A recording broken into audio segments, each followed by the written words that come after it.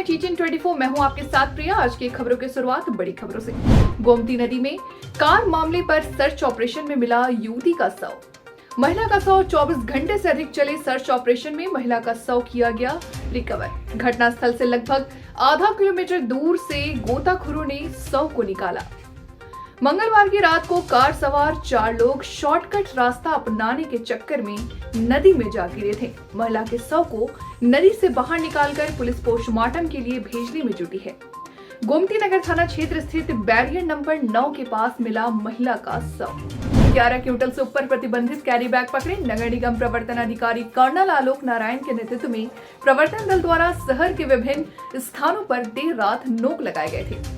Checking में एक loader संख्या यूपी 78 GN 9130 जरीफ चौकी पर पकड़ा गया, जो 560 किलो प्रतिबंधित कैरी बैग जर्नलगंज ले जा रहा था। जूही पुल पर लगी टीम ने एक ई रिक्शा जो संख्या यूपी बोरियों में 78 DT 2336 पकड़ा गया, जो कि 25 बोरियों में 625 किलो कैरी बैग लेकर घंटाघर जा रहा था।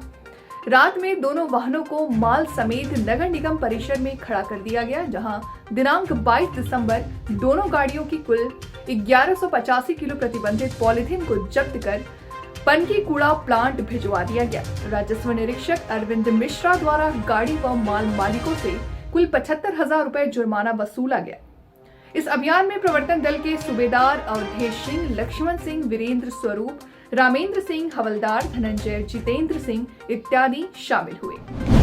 गरोठा क्षेत्राधिकारी प्रज्ञा पाठक का स्थानांतरण सीओ सदर झांसी हो जाने पर सीओ कार्यालय पर सर्किल के SHO एवं कार्यालय के सभी पुलिस कर्मियों द्वारा उन्हें भव्य विदाई दी गई। उनके स्थान पर टहरोली क्षेत्राधिकारी विवेक सिंह को गरोठा सर्किल का क्षेत्राधिकारी बनाया गया। विदाई समारोह में गरोठा कोतवाली प्रभारी निरीक्षक रणविजय सिंह, गुरसराय प्रभारी ललितेश नारायण त्रिपाठी, ककरवई थाना प्रभारी नरेंद्र सिंह यादव, वहीं इंस्पेक्टर रामवीर सिंह, ASI ब्रजेश सिंह, रामशंकर कटिहार, आशुतोष पटेल, सूर्यकांत त्रिपाठी एवं CO ऑफिस से हेड पेशी ब्रजेश सिंह, अनुज कुमार पटेल, रमाकांत, महिला सिपाही शिवांगी सिंह, रत्ना सिंह के अलावा गणमान्य नागरिकों एवं पत्रकारों द्वारा उन्हें विदाई दिया गया। कमिश्नरेट पुलिस को मिली बड़ी सफलता हाथ लगी है। दरअसल 2 दिन पहले रावतपुर थाना क्षेत्र के केशवपुरम इलाके में मोबाइल कारोबारी के कमलेश शर्मा के घर पर बदमाशों ने चापड़ की नोक पर लाखों की डकैती की घटना को अंजाम देकर फरार हो गए थे। घटना को अंजाम देने वाले शातिरों की तलाश में पुलिस ने जाल बिछाते हुए 6 से 3 अभियुक्तों को गिरफ्तार कर लिया है। पकड़े गए तीनों अभियुक्त सागर उर्फ अभिषेक, पिंटू और यश हैं। तीनों ही कानपुर देहात के रहने वाले हैं। इनकी निशानदेही पर डकैती में सारा माल, चापड़ और डकैती में प्रयोग की गई कार भी बरामद कर ली गई है। डीसीपी पश्चिमी ने बताया कि घटना का मास्टरमाइंड सागर उर्फ अभिषेक है, जिसकी पीड़ित के घर के बगल में ही बुआ का घर है, जिस वजह से सागर का वहां पर आना जाना। घटना की रात भी सागर वहीं पर मौजूद था, इसलिए इस घटना को बिल्कुल किसी फिल्म के सीन की तरह दर्शाया गया था, क्योंकि घटना के समय ये सभी साथी एक दूसरे के नाम से नहीं बल्कि नंबरों से बुला रहे थे। फिलहाल अभी भी पुलिस की गिरफ्त में 3 अभियुक्त फरार हैं, जिनकी तलाश की जा रही है। घटना का खुलासा करने वाली टीम को 50,000 रुपए पुरस्कार देने का भी ऐलान किया गया है। इस बारे में कोई जानकारी हमें नहीं मिली है। जैसा कि मैंने बताया कि कानपुर देहात के रहने वाले हैं, तो इनके लोकल थाने से और आसपास के थानों से इस संबंध में जानकारी की जा रही है। देखने में ये सभी टीनेजर्स जैसे लग रहे हैं, ऐसी क्या वजह थी जिसकी वजह से इन लोगों ने पूरा प्लान किया? इसमें जैसे इनसे हमने पूछताछ की है, तो ये अपने जेब खर्च के लिए या बाकी जो भी इनको अपनी मौज मस्ती करने के लिए पैसा चाहिए, और परिवार इस स्थिति में नहीं है कि वो इनके खर्चे उठा सके, तो इसीलिए इनके द्वारा ये ऐसा किया गया। सर डकैती का प्लान कैसे बना? ये जैसे मैंने बताया कि सागर की बुआ उसी मोहल्ले में रहती है और सागर को आइडिया था कि शर्मा परिवार के पास अगर हम ऐसा कुछ घटना करेंगे तो हमें कुछ सामान वहाँ मिल सकता है, इसलिए इन्होंने ये प्लान किया और इस घटना को अंजाम किया। ये बताया जा रहा है कि लोग नाम का इस्तेमाल नहीं कर रहे थे उस दौरान, बस नंबर से एक दूसरे को बुला रहे थे। हाँ, आपस में इन लोगों ने कि कोई इनकी पहचान ना उजागर हो, इसके लिए आपस में ये लोग नंबर का इस्तेमाल कर रहे थे। और जब इस बारे में भी पूछताछ की गई तो इन्होंने बताया कि ये अक्सर टीवी पे इस प्रकार के धारावाहिक और क्राइम सीरियल देखते हैं और तभी से उनके मन में उन्होंने कहीं देखा होगा और उन्होंने इसलिए प्लानिंग में इस चीज़ को इंक्लूड किया कि इन्होंने इसलिए अपने मुंह को भी ढका हुआ था और कोई भी किसी का नाम इस्तेमाल नहीं ले रहा। उंगली काटने की क्या जरूरत है? सर जैसा बताया जा रहा है कि इन्होंने ग्लव्स पहने हुए थे और जो ग्लव्स और बाकी जो सामान था वो भी इनकी गाड़ी से बरामद हुआ। इस्तेमाल क्या किया इन लोगों ने? मोबाइल का इनके द्वारा घटनास्थल पे इस्तेमाल करना नहीं पाया जा रहा है। क्यों नहीं किया था?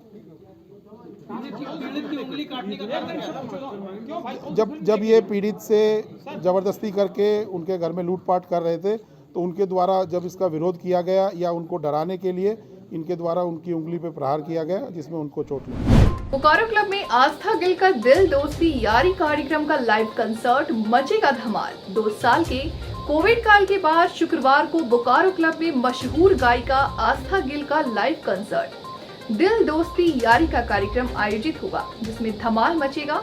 इस बाबत कार्यक्रम स्थल पर आयोजित प्रेस वार्ता में कार्यक्रम के आयोजनकर्ताओं ने जानकारी देते हुए बताया कि कोरोना काल के उपरांत बोकारो में एक बड़ा कार्यक्रम का आयोजन होने जा रहा है। इस कार्यक्रम में मशहूर गायिका आस्था गिल अपने गीतों का जलवा बिखेरेगी। आपको बता दें कि आस्था गिल ने कई फिल्मों में हिट गाने भी दिए हैं, जिसमें अभी तो पार्टी शुरू हुई है काफी प्रसिद्ध हुआ है और ये गाना उनकी पहचान बनाया।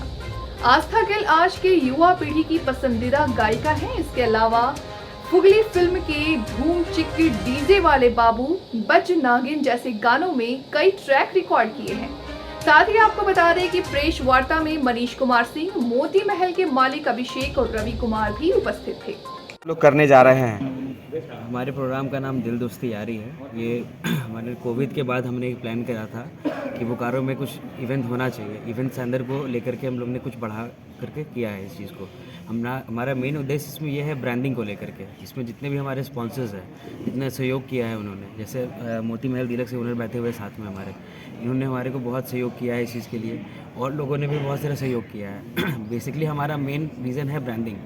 ब्रांडिंग का लेवल को हम लोग को बढ़ाना है। जैसे मेरी कंपनी की नाम है प्रो एड्स, तो उस कंपनी के थ्रू मैं ये इवेंट करा रहा हूँ। तो ये इवेंट एक हो गया स्पॉन्सर बेस्ड इवेंट। कौन कौन आ रहे हैं इसमें और कब प्रोग्राम हो रहा है? ये प्रोग्राम हमारा 23 तारीख को हो रहा है, 23 दिसंबर को, और इसमें हमारी बॉलीवुड की बहुत फेमस गायिका आस्था गिल आ रही है बोकारो।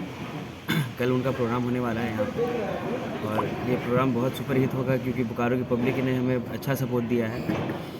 क्या टाइमिंग है? हमारा टाइमिंग है 6 बजे से मैंने मेंशन किया है, मतलब 6 बजे से रात 10 बजे तक का हमारा टाइमिंग है यहाँ। ये इस तरह का यूनिक प्रोग्राम हो रहा है बोकारो में, क्या है? हाँ, ये फर्स्ट टाइम। बोलो। हाँ, ये प्रोग्राम तो यूनिक होने जा रहा है। बहुत टाइम से यहाँ पे प्रोग्राम हुआ नहीं था। कोविड की वजह से तो कोई भी सोशल इवेंट्स हो नहीं रहे थे, तो अभी हमारा इवेंट होने वाला है। तो इसका उद्देश्य क्या है? इसका बेसिकली उद्देश्य यही है ब्रांडिंग पॉइंट ऑफ व्यू से, मतलब जितने भी स्पॉन्सर्स हैं उनका ब्रांड्स को अवेयर कराना कि कौन कौन से ब्रांड्स हैं यहाँ पे, कैसा है, मतलब एक कल्चर डेवलप करना चाह रहे हैं हम लोग कि फ्यूचर में जैसे वेस्टर्न कल्चर यहाँ पे होता है बाहर में इवेंट्स को लेकर के, वैसा कुछ हम लोग यहाँ पे डेवलप करना चाह रहे हैं कि बोकारो भी जो Tier 3 सिटी है उसको Tier 2 सिटी तक लेके आए हम लोग अपने साइड से। और लोगों को मनोरंजन मिले। मनोरंजन तो हमारा है ही, मतलब मनोरंजन तो हम लोग को देना ही है इस चीज़ को लेकर के। कैसा सपोर्ट मिल रहा है लोगों का? लोगों का सपोर्ट तो बढ़िया मिल रहा है, लोग इस चीज़ को देख रहे हैं, एक्सेप्ट कर रहे हैं। देखा देखी में हमारे और भी लोग इस चीज़ को अपना रहे हैं कि चलो बोकारो में इवेंट कल्चर डेवलप होना चाहिए, और भी इवेंट्स होने वाले हैं यहाँ पे बोकारो में। आस्था गिल के साथ टीम आ रही है और भी कोई? आस्था गिल जी के साथ पूरी टीम आ रही है, उनके साथ उनका प्रॉपर बैंड है 15 लोगों का, उसमें म्यूजिशियंस है, उसमें सिंगर्स है, सब प्रॉपर बैंड में वो लोग अपने साथ से गाना गाएंगे। क्या खास रहेगा यहाँ पे खास हमारा यही है कि हमारा इवेंट जो है एक कॉन्सेप्ट है, बाकी हमारे खाने को भी हम लोग यहाँ पे फूड कार्निवल भी दे रहे हैं। गाना में? अच्छा, गाना में सर हमारे गाना में देखिए वो बॉलीवुड की बहुत खबर मध्य प्रदेश के जनपद राजगढ़ से है। आपको बता दें कि राजगढ़ में प्रतिवर्ष पुलिस के वरिष्ठ अधिकारियों द्वारा अधीनस्थ जिलों का भ्रमण कर वार्षिक निरीक्षण किया जाता है। आज भी गत वर्ष की तरह जिले का वार्षिक निरीक्षण पुलिस महानिरीक्षक देहात जोन भोपाल श्री इरशाद वली द्वारा किया गया। वार्षिक निरीक्षण के दौरान आज जिले में आगमन के उपरांत पुलिस महानिरीक्षक द्वारा प्रातः रक्षित केंद्र राजगढ़ के पुलिस परेड ग्राउंड पर पुलिस परेड की सलामी लेकर वृहद परेड का निरीक्षण किया गया। निरीक्षण के दौरान अधिकारियों एवं कर्मचारियों की गणवेश साज सज्जा उत्तम स्तर की पाई जाने पर पुरस्कृत किए गए। परेड के दौरान मौजूद अधिकारियों एवं कर्मचारियों द्वारा आकर्षक मार्च पोस्ट का प्रस्तुतिकरण किया गया। मार्च पोस्ट के दौरान मंच में गुजरते वक्त गर्व के शीश उठाकर परेड कर रहे जवानों का अभिवादन पुलिस महानिरीक्षक द्वारा किया गया, जिसमें परेड निरीक्षण के पश्चात परेड ग्राउंड पर ही अनुभवी अधिकारियों एवं थाना प्रभारियों के वाहनों का निरीक्षण भी किया गया, जिसमें वाहन चालकों के द्वारा अच्छी फिटनेस, अच्छी साज सज्जा, वाहनों का कार्य उत्तम रखरखाव रखने वाले वाहन चालकों को भी पुरस्कृत किया गया। नीम करोली बाबा ने अपनी देह लीला का समापन करने के लिए पवित्र वृंदावन धाम को चुना, जहां अटला चौकी के पास वृंदावन धाम में श्री बाबा नीम करोली धाम स्थित है। जहां वृंदावन धाम में स्थित नीम करोली धाम पर भक्तों द्वारा भजन संध्या का आयोजन किया गया। भजन संध्या के बाद सुंदरकांड का पाठ भी किया गया, जहां घाट पर नीम करोली बाबा की स्तुति कर आशीर्वाद लिया। घाट पर यमुना नदी में नामों द्वारा 320 चुनरियों का विशेष घेरा तैयार किया गया, जो कि आकर्षक का केंद्र रहा। इस चुनरियों के घेरे को मां यमुना का चुनरी मनोरथ कहा जाता है। यह चुनरी मनोरथ 11 नावों द्वारा पूर्ण किया गया। बाबा नीम करोली धाम पर श्रद्धालुओं को जन सैलाब रहता है। देश विदेश से भक्तों के आने का सिलसिला वर्ष भर जारी रहता है और लोग यहाँ आकर उनकी समाधि स्थल के दर्शन करते हैं। भजन संध्या का आयोजन सूरज वैष्णवे कृष्ण मुरारी वर्तन वाले विमल कांत सुनील परचोरी विजय कुमार वार्ष्णेय संजीव वार्ष्णेय सुरेश वार्ष्णेय वीरेंद्र सिंह अमित लवली बॉबी प्रेम अग्रवाल आदि भक्तों द्वारा किया गया, जिसमें विशेष रूप से श्री राधे राधे भजन मंडल का सहयोग रहा। बता दें कि अलीगढ़ से करीब 600 भक्त वृंदावन को गए। बैंड बाजों के साथ नीम करोली आश्रम से लेकर केसी घाट तक आयोजन रहा। वहां भक्तों ने बढ़ चढ़कर हिस्सा लिया और आनंद प्राप्त किया। आए हैं हम सुबह से अलीगढ़ से चल कर के आए हैं वृंदावन के लिए और बीच में भांडरी बन भी गए थे, लक्ष्मी मैया के मंदिर गए थे। अब वृंदावन आए हैं। वृंदावन से अब केसरी घाट जा रहे हैं, वहाँ चुन्नी चढ़ेंगी जमुना मैया पे। फिर उसके बाद यहाँ सुंदरकांड का प्रोग्राम है, वो भी अपने अच्छी तरह से भजन संध्या होगी। यहाँ पे प्रोग्राम का अनुभव कैसा था? बहुत अच्छा रहा।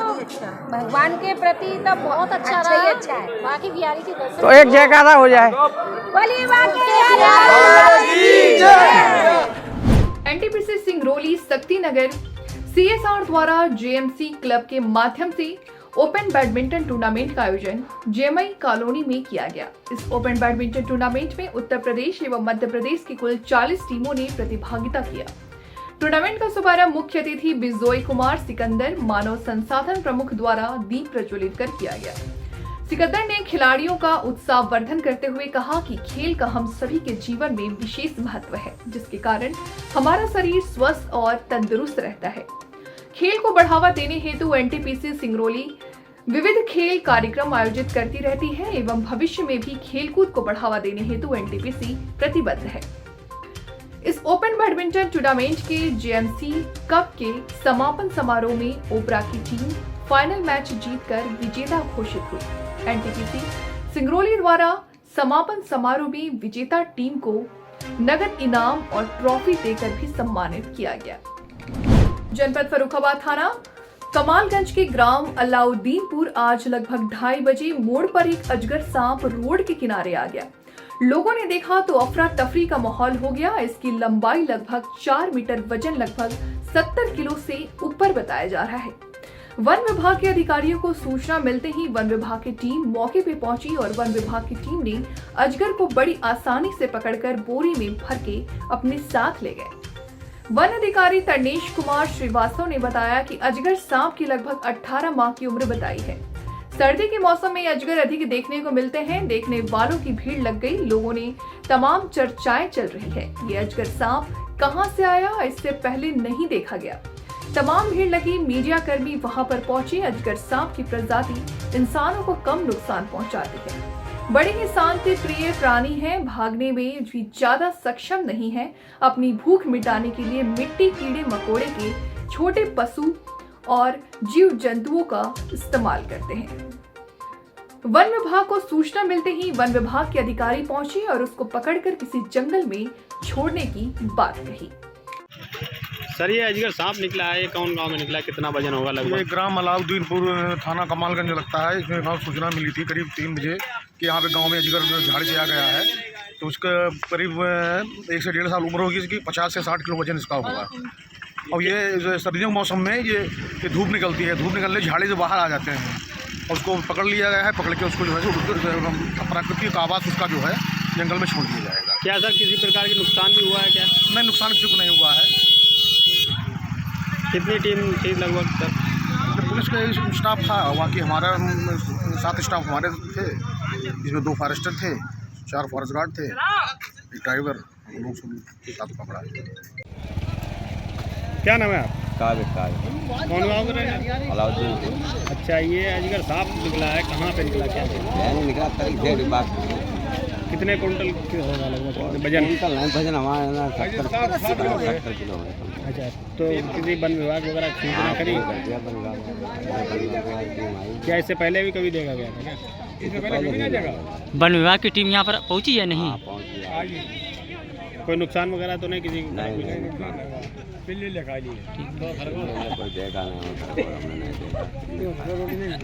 फर्रुखाबाद बस स्टेशन पर बने रेन बसेरे को नगर पालिका परिषद फर्रुखाबाद संचालित करती है।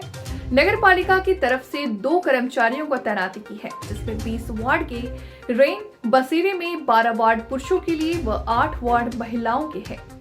जब हमारी टीम ने गुरुवार रात करीब 1 बजे जमीनी हकीकत जानी तो अधिकारियों के दावे और सच्चाई में काफी अंतर मिला।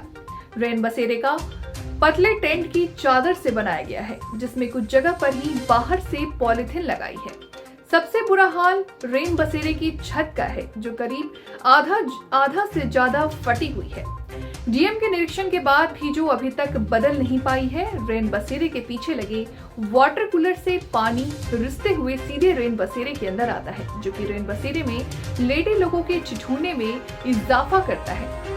मौके पर तैनात नगर पालिका के कर्मचारी कृष्णपाल सिंह ने बताया कि वाटर कूलर के रिसने वाले पानी को बस अड्डे के एक कर्मचारी के रात में कहकर खिंचवाते हैं। साथ ही जानकारी के अनुसार रेन बसेरे में कुल 16 लोग ठहरे हुए हैं।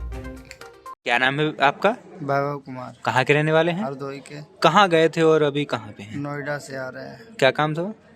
काम कर रहे थे। जॉब करते हैं आप? अच्छा, तो अभी आप कहाँ हैं? फर्रुखाबाद में। बस अड्डे पे? बस अड्डे पे।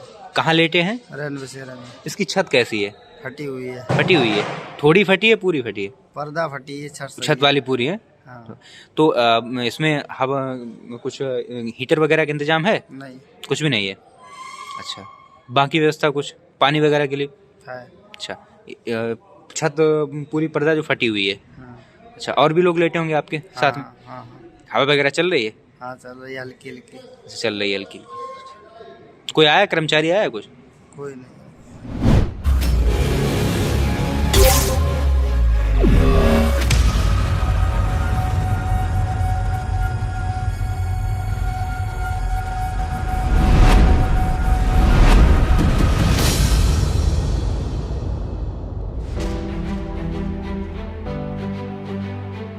The blessed land of Ram, the modern land of expressways, the blessed land of Krishna, the leading state with 5 international airports, the blessed land of Ganga and many religions, the dynamic land with rapid connectivity, Uttar Pradesh, the land that has always remained India's cultural and spiritual capital, now has been transformed into New India's growth engine.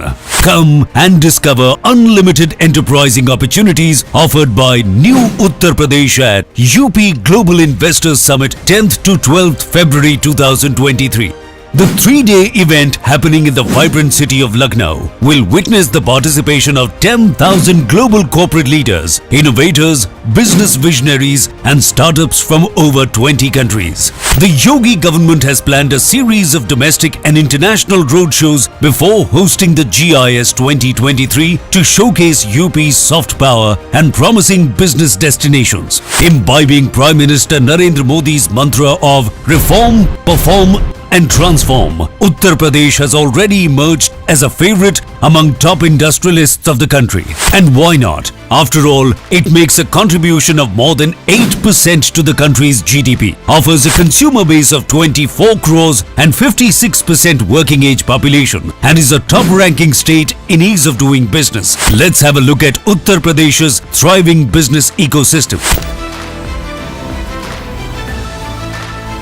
With 6 existing and 7 upcoming expressways, now Uttar Pradesh is known as Expressway Pradesh. What's more, its 9 operational, 10 upcoming airports, world-class interstate 4-lane highways, and the futuristic rapid rail transport system from Meerut to Ghaziabad and Delhi are turning Uttar Pradesh into a popular logistic hub of India. The state is also the destination of India's first water transport system and the largest airport coming up at Jewar. Now, that is why UP is called the gateway of big future investment plans. Uttar Pradesh is also the chosen destination for developing India's defense industrial corridor. Fertile land and ample water resources make Uttar Pradesh ideal for agro and food processing and dairy.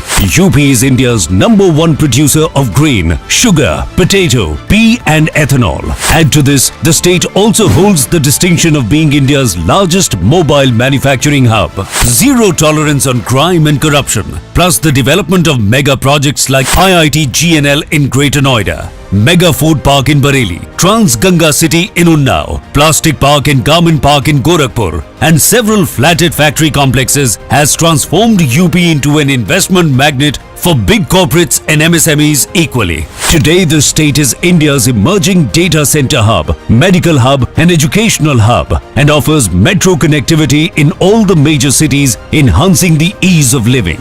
Such is the positive response to the plan of developing Film City in Noida that today Uttar Pradesh has turned into India's preferred shooting location. Another successful endeavor is the One District, One Product project, which now many other Indian states are following. No doubt, with 90 lakh MSMEs thriving dynamically, UP is the new MSME hub of India. So come and explore sector-specific industrial project, robust infrastructure and India's best industrial policies, all customized to expand your business. Inspired by PM Modi's dream of Digital India, UP's digital progress is remarkable. Here you can give your business the desired edge through single window portal for all application and approvals, online incentive management system OIMS for application of incentives, investors relationship management system for hand-holding support. All these investor-friendly initiatives have one goal: highlighting Uttar Pradesh on global platform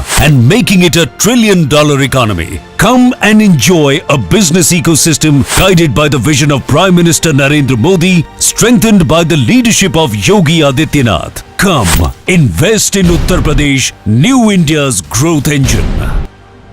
वक्त हो चला एक छोटे से break का। अभी के लिए इतना ही। जल्द होंगे हाजिर। आप बने रहे हमारे साथ। तब तक के लिए मुझे दीजिए इजाजत। नमस्कार।